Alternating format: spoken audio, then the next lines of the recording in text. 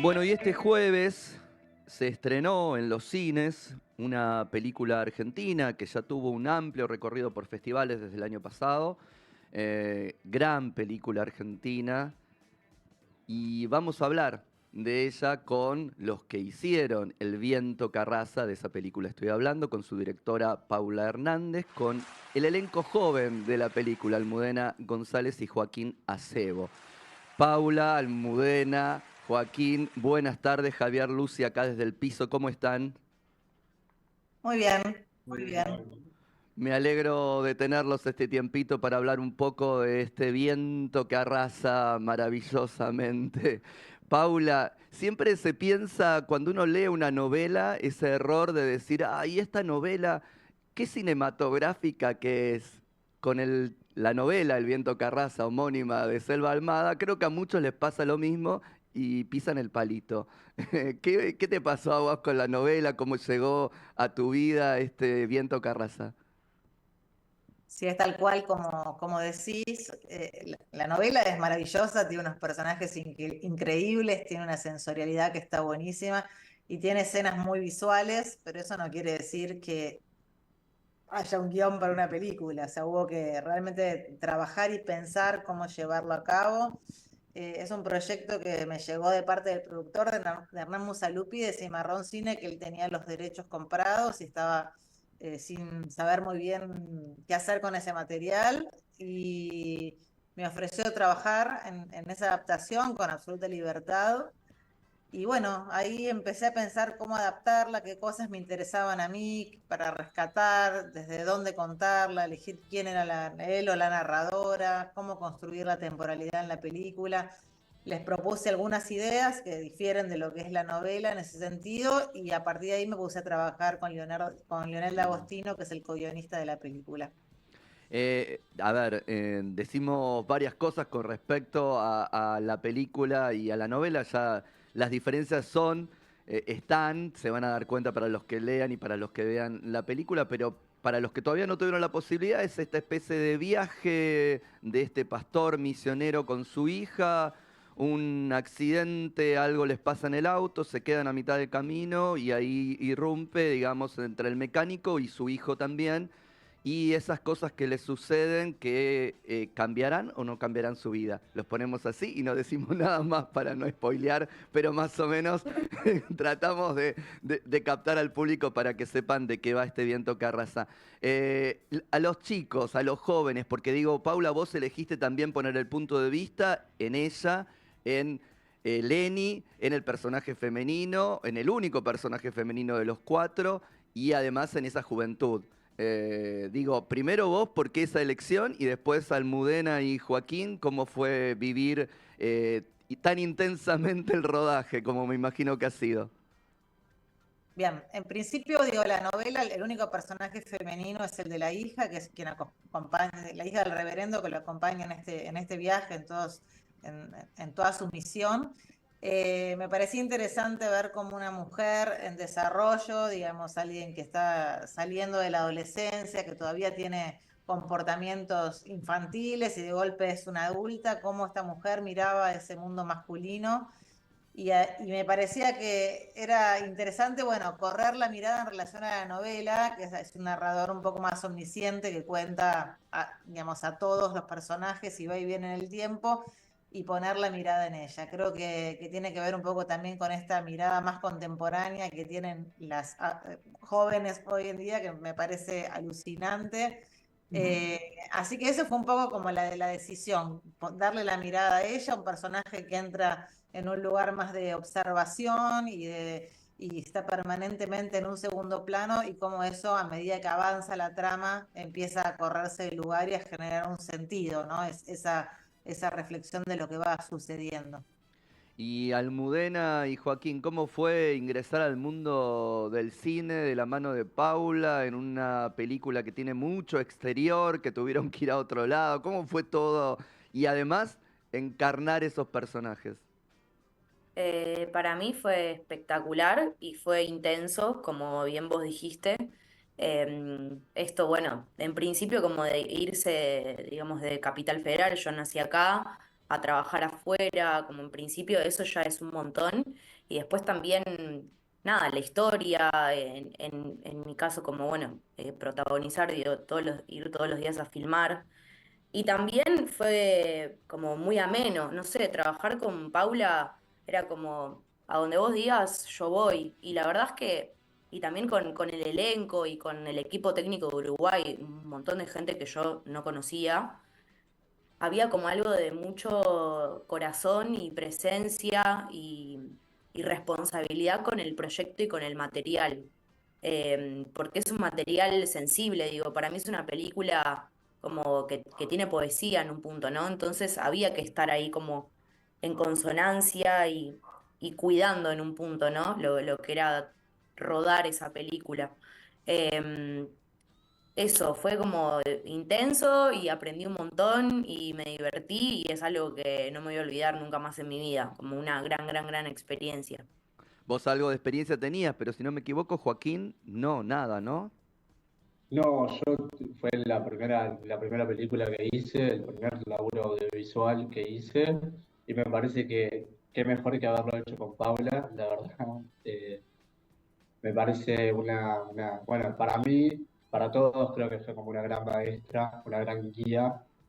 La verdad que yo la conocía a Paula de nombre, pero no había visto sus pelis. Conocía también Los Sonámbulos de nombre, pero no la había visto. Y después de quedar, obviamente vi como sus últimos dos laburos, y otros más también. Y me voló la cabeza, me flashó mucho la visión que tiene ella, eh, y el entendimiento del lenguaje audiovisual, ¿no? Cómo es capaz de contar las historias, como, y haciendo esto, trayendo como esta sensibilidad y esta humanidad y cosas como muy, muy reflejadas.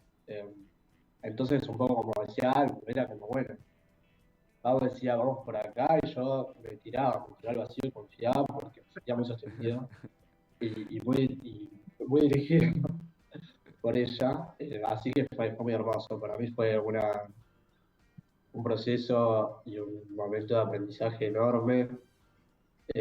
También mi personaje me pareció un personaje espectacular, un regalo, un personaje en el cual me sentí muy reflejado y en el cual como exploré un montón de cosas mías también, que en medio de un momento se hizo como una fusión entre Tapioca y yo, como en un momento como también, bueno, desprenderme de mí y dejar que ese personaje me tome y que toda esos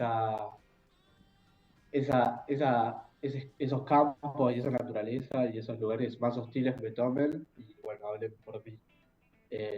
Y como decía, la verdad que también, más allá de Paula, todo el equipo, mis otros compañeros también aprendí un montón y todo el equipo, todos como estábamos, me parece, impulsando con mucho amor y con muchas ganas para hacer esta peli. Ahí, Y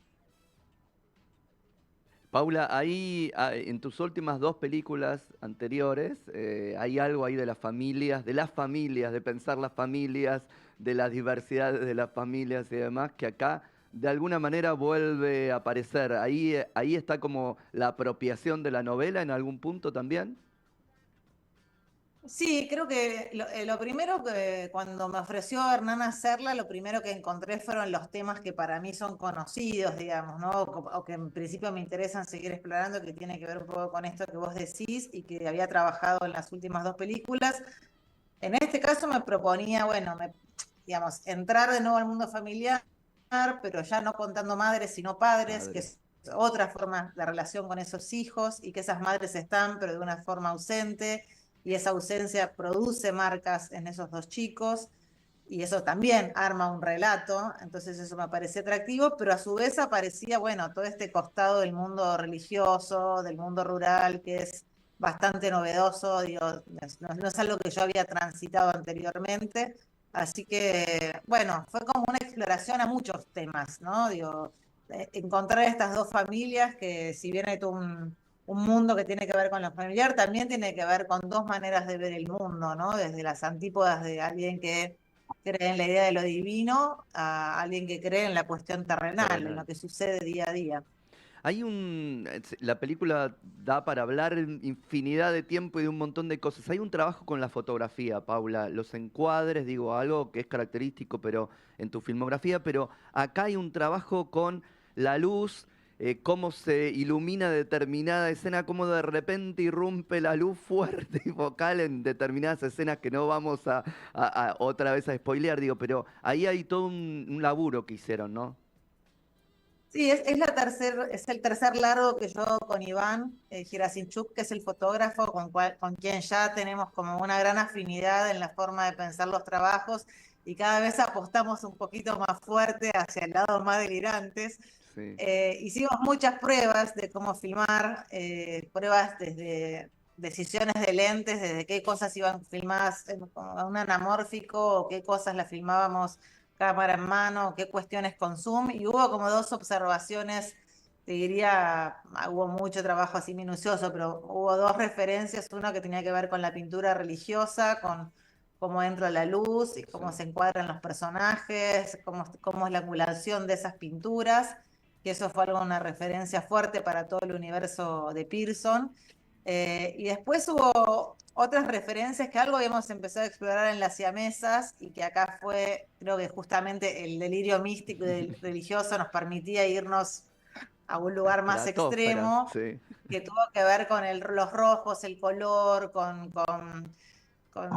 cosas que vienen quizás más del género, ¿no? Como, Sí. bueno, el terror, la película no es una película de terror, pero digo, sí como los elementos del género pueden funcionar en un relato de estas características y donde hay un terror que se cuenta Sí, como subyacente sobre este tipo de personajes tan fanáticos, ¿no? sí, totalmente.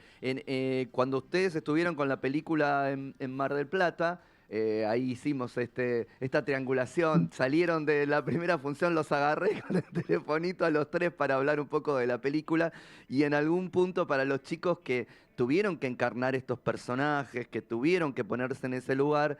Que yo les decía, che, qué bárbaro lo que hicieron, inmediatamente saltó un nombre que era el de María Laura Berch. Porque bueno, hay algo de la construcción también en la conferencia de prensa que dieron después de la función privada para la prensa, algo hablaron de componer un personaje, sobre todo Almudena, esto de compongo un personaje, me meto ahí, pero después cuando salgo no sufro lo que está sufriendo Lenny, y ahí hay algo del juego, pero también de poner el cuerpo en el momento en el que se dice luz, cámara, acción, ¿no? Ujú.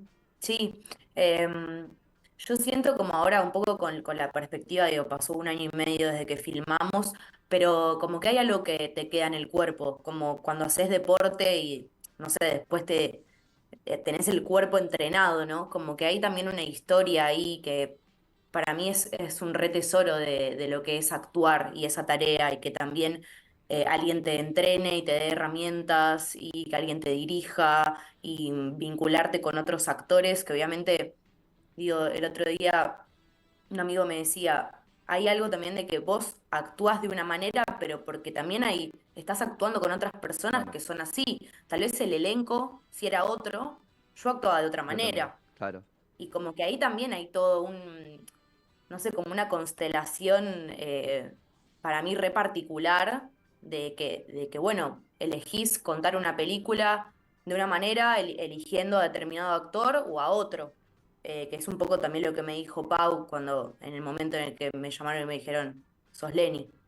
Em, pero para mí eso es como súper interesante, algo de la memoria física y bueno, obviamente también los recuerdos de haber interpretado ese personaje que eso, bueno, tiene un alto grado de composición y te queda. Y te queda, y te queda. Joaquín, vos recién me decías, bueno, a Paula la tenía de nombre, después vi las películas, pero bueno, la tenía ahí también como directora. Esa cosa de inocente, de recién entrar en el mundo, hizo que también te pararas seguramente desde otro lugar cuando tenés que enfrentar en la cámara a Sergi López o Alfredo Castro, que son dos nombres impresionantes de la actuación.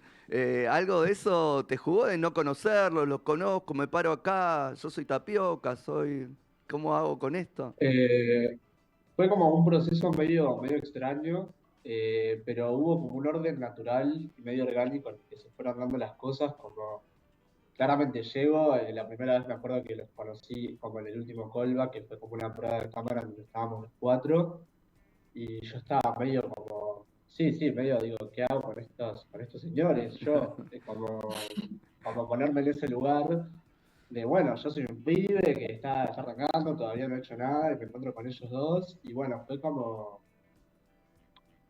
me puse en un lugar de mucha escucha también y de mucha como apreciación, eh, para poder tomar y aprender, como aprendí un montón de todos, de cada uno, de algo también, obviamente. Eh, Como eso, de compartir y escuchar, y un poco también lo que mencionaba antes, por ahí algo de esto de que, bueno, con este tipo de actores actúas de una manera, eh, como también, bueno, esto, yo les fui dando cosas de mí y ellos me fueron dando cosas de ellos, y fuimos como generando esta especie de simbiosis. Y este cagazo por ahí que tenía más al principio, y además yo como que soy muy riguroso y muy perfeccionista con todo, y me acuerdo que mi primer acercamiento con la cámara, como que había cometido un par de errores, como que hicimos varias tomas y yo estaba de puta madre, estoy haciendo todo mal. Eh, pero bueno, hubo algo como medio orgánico y muy lindo que pasó, que rápidamente como que me hallé con la cámara, como con ese lenguaje, con ese código, y de esa misma manera me hallé con el resto de los actores.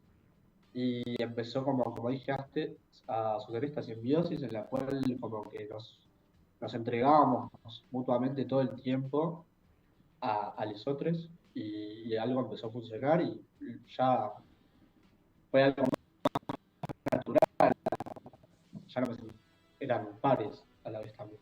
Y vaya si funcionó. Paula, estrenar cine, estrenar en Argentina siempre es todo un tema, lo sabemos, la distribución, los lugares, qué sala me dan, contra quién estoy peleando, a quién la publicidad que no alcance y demás. Me imagino que en este contexto debe ser un poco más todavía, ¿no? Sí, siempre es difícil. Este es un momento muy crítico y muy desconcertante también, ¿no? Como digo, cómo se sigue, cómo se explica qué es lo que sucede. Mm. Al mismo tiempo, siento que es un poco casi un acto de resistencia estar mostrando una película, ¿no? Decir, bueno, estos somos, acá estamos y seguimos defendiéndolo. Pero es un momento muy, muy delicado, es inviable, la verdad, pensar, hacer películas en la Argentina siempre es difícil, a veces lo pienso, digo, yo empecé a trabajar, mi primera película fue estrenada en el contexto del 2001, o sea que de ahí hasta ahora todas hubieron problemas, pero realmente lo que se está viviendo ahora, esta cosa tan descarnada de decidir interrumpir todo el proceso de una industria que funciona con idas y venidas, como es hacer cualquier cosa dentro del contexto de este país, la verdad es que es bastante delirante y difícil. Y no es posible, digamos, todos lo sabemos, hacer cine en la Argentina si no estamos amparados bajo una ley de cine que funciona, bajo un INCA, digamos, con festivales que permitan y plataformas exhibir nuestros trabajos y con espacios de formación. La verdad que es un momento muy, muy crítico. La película, igual voy a las salas y hay muchas de las salas que están llenas, entonces digo, bueno, esto es las dos, por ejemplo, estamos acompañando la película. Están bien, muchas de ellas, otras no, pero vas al cine Gaumont, que es un cine más barato, y que vos decís, che, está explotada, está llena la sala. O sea que el interés de la Está, gente por ver películas es genuino. También es que es real la gran crisis claro. económica que atravesamos y lo que sale comprar una entrada. Mm. Pero me parece que Mm. hay que poder discernir y diferenciar una cosa y otra, ¿no? Porque si no, todo entra dentro de la misma bolsa. Totalmente, totalmente de acuerdo. Nada mejor que ustedes, que son los que hacen cine, inviten a los oyentes. Acá en Cinefilia siempre decimos, hay que ir al cine a ver cine, en el cine. Y este además es un momento para seguir acompañándolo, para seguir viéndonos a nosotros en la pantalla, a conocernos, a discutirnos, a pelearnos con nosotros, pero vernos, y en este caso con El viento que arrasa. ¿Tienen por ahí dónde se puede ver? ¿O los estoy poniendo en un compromiso? ¿Tienen las salas? ¿Quieren vender la película? No, la película está en 20 y pico de salas entre Capital, Gran Buenos Aires y algunos puntos del interior. Así que nada, es simplemente entrar y buscar dónde está el viento que arrasa. Es importante que los que les interese digamos, no se duerman porque es difícil sostener la película, entonces está bueno que vayan los primeros días y entonces de esa forma se garantiza un poco la continuidad, si no, no da tiempo en 4 días a que se arme un boca en boca y menos en un contexto como este. Así que nada, nosotros estamos acompañando la película, hoy vamos a estar en el Hoyts del Abasto presentándola. Y así iremos, ayer estuvimos en el Cinemark de Palermo y vamos a ir rotando entre distintas salas para, nada, para estar con la gente también. Aprovechen la oportunidad hoy entonces ahí para que ver la película y además poder hablar con los que hacen las películas, acercarse, tienen esa oportunidad acá en Capital. Paula, Almudena, Joaquín, muchas gracias por este rato, muchas gracias por El viento que arrasa, felicitaciones por la película y que se siga manteniendo el cine y el viento varias semanas en la cartelera. Bueno, muchísimas gracias. Gracias. Nos vemos en Gracias. los cines. Chau, chau. Chau, Un chau. placer. Nos vemos. Chao. Adiós. Un abrazo. Nos vamos a ir con nuestro segundo tema del día de hoy. En este caso es Mr. Blue Sky de Electric Light Orchestra. ¿Por qué? Porque se cumplen 20 años del estreno de una película que tenía este tema musical en su banda sonora. ¿Cuál era la película? Eterno Resplandor de una mente sin recuerdos.